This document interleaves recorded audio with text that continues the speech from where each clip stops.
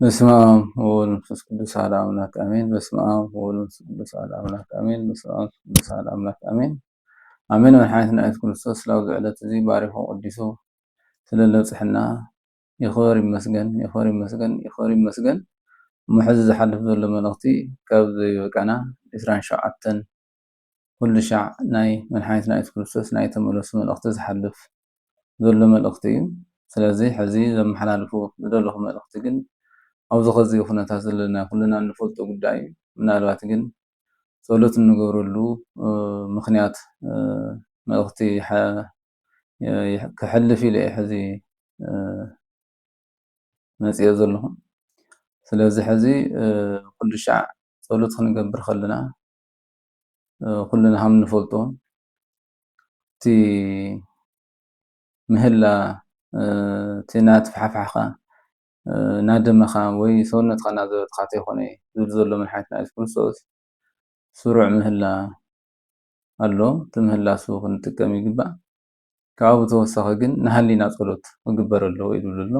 ንሃሊና ጸሎት እንግዲህ ምስ መድሓኒትና ኢየሱስ ክርስቶስ ምስ መላእክቲ ቅዱሳን ሐዋርያት፣ ነቢያታት፣ ጻድቃናት፣ ሰማዕታት ኩሉ ብህሊናና እንንምኖም ዓብዪ ነገር እዩ እሞ ንሃሊና ጸሎት ግበሩ ኢና ንምሃር ዘለና። ምናልባት ብፍሉይ ጸሎት እንገብረሉ ቦታ እውን ተጠቒሱ ኣሎ። ዕለት 5 ናይ ኣቦና ጻዲቁ ኣቡነ ገብረ መንፈስ ቅዱስ ናይ ወርሓዊ መተሓሰቢኦም እዩ። ኣብኡ ማንም ሰብ ክቐሪ የብሉ በረከት ተኻፋሊ ክኾን ኣለዎ። ብትግራይ ደረጃ እዩ ዝበሃል ዘሎ። መቐለ ኣብ ዘለናዮ ኮይና ክነስዕም ይግበአና ማለት እዩ። ካብኡ ቀፂሉ ዕለት 6 እንግዲህ ሰማዕቷ ቅድስቲ ኣርሴማ እዩ። ናይ ሰማዕቷ ቅድስቲ ኣርሴማ ድማ ገፊሕ ገረብ መቐለ ዘለና ገፊሕ ገረብ ክንሳለም ይግበአና እዩ ዝበሃል ዘሎ። ስለዚ ማንም ሰብኡ በብሎ ናይ ሰማዕቷ ቅድስቲ ኣርሴማ ድማ ክሳለም ኣለዎ። እዚ ክበሃል ከሎ ግን ንሃሊና ጸሎት ክንገብር ኣለና እዩ ዝበሃል ዘሎ። ንሃሊና ጸሎት እንታይ እዩ? ያው ብውሽጣዊ ኮይና ሓሳብና እንገልፀሉ፣ ፀፀትና እንገልፀሉ፣ ምስ ፈጣሪና እውን እንንምነሉ ዓብዪ ምስጢር እዩ እሞ እዚ ነገር እዚ ክንንምነሉ ኣለና። እዚ ግዜ እዚ ክምልሰና ሰሚዕና እውን ክነትግብር ዓይነ ልቦና እውን ክኸፍተና በዚ ጸሎት እዚ ክነሓስብ ኣለና እዩ ዝበሃል ዘሎ። ያው ብዚ ኣጋጣሚ ተገልገልቲ ዘለኹም ያው ምግልጋል እሞ ዘለኹም ብምሕረት ኣብቲ ምግልጋል ዘለኹም ድማኒ ከቲ ዝንገር ያው እንታይ ዓይነት ጸሎት ክትገብሩ ከም ትኽእሉ እኳ ገሊፀ እየ ብኣካል እናሃለና ገሊፀ ኣለኹ።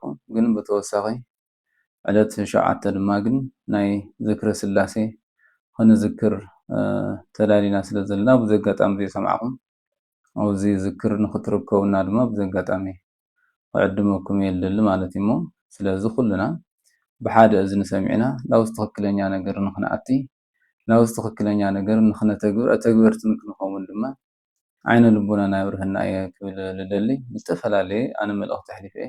እቲ ዝሓለፈስ ካብ በቂ ብላዕሊ እዩ። እዚ እንድሕር ተገዚብናዮ ኮይና እኹልና እዩ ልብል ግምት እዩ ዘለና። ኣነ ብለበለፀ ግን ሓቢርና ድማ ኣብቲ ዝክር ዝተፈላለየ ናይ ምሕረት ዝወሃበሉ መንገድታት ድማ ንምምፃእ ብጸሎት ኢና ንሰባሰብ ዘለና ንዝክር ዘለና ዝክር እዚ። ስለዚ ብልበለፀ ኩልና ድማ ከም ክልል ይኹን ከም ሃገር ዓለም ኣቀፍ ዓብዪ መፍትሒ ካብ መድሃኒኣለም መፂኡ ስለ ዘሎ ሕዚ ንሕና ካልእ ኣይኮነ እዩ ዘድልየና ሕዚ ምስማዕ ብቻ እዩ ዘድልየና፣ ሰሚዕና ክነተግብር እዩ ዘድልየና። ስለዚ መድሓኒትና ኢየሱስ ክርስቶስ ምሕረቱ ልኢኹ እዩ። ስለዚ ሓደ ግዜ ስልኢኹ እዩ ደጋጊመ እውን ይናገር እዩ ዘለኹና ተተኻኢሉ ኣብዚ ሰዓት ቅርብ ኢልና ኩሉ ነገር እንታይ እዩ ዝበሃል ዘለና ብዝብል ንሰምዐሉ ኩነታት እንፈጥር ትልበለፀ እዩ ኩለኩም እየ ልደሊ ህዝበ ክርስቲያን።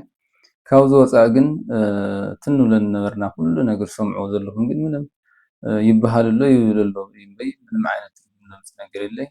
ካብ ድሕሪ ሕዚ ድማ ያው ከምዛ ትፈልጥዋ ኩሉ ሻዕ ዝብላ ነገር ያው መድሓኒትና ኢየሱስ ክርስቶስ እንግዲህ ተረኪቡ እዩ ላኣና ክዕርየና ዝኽእል እምበር ብሰብ ሰብኛ ምንም ዓይነት ለውጢ ዝመፅእ ከምዘየለ ከዚ እውን ደጊሙ እዩ ዝናገር ዘሎ መድሃኒኣለም እሞ እንግዲህ ስለ ቃሉ ይኽበር ይመስገን ክብል ይደሊ እሞ እዚ ሰሚዕና ድማ ኣተገበርቲ ክንኸውን ይግበአና እምበር ኩሉ ሻዕ እናተጨነቕና እናተፀበብና ክንነብር ኣይግበአናን ንሕና እንድሕር ዘይሰሚዕና ድማ ናይ መከራና ኩነታት እናቐፀለ ዝኸድ ምዃኑ እዩ እቲ መልእኽቲ ዘሕልፎ ዘለኹ ማለት እዩ። ስለዚ ንኩሉ ክረድአና ግን ፈጣሪ ጥበብ ይዓድለና እናበልኩ እየ ዘጠቓልል ዘለኹ። ወስብሐት ለእግዚአብሔር ወለወላዲቱ ድንግል ወለመስቀሉ ክቡር አሜን።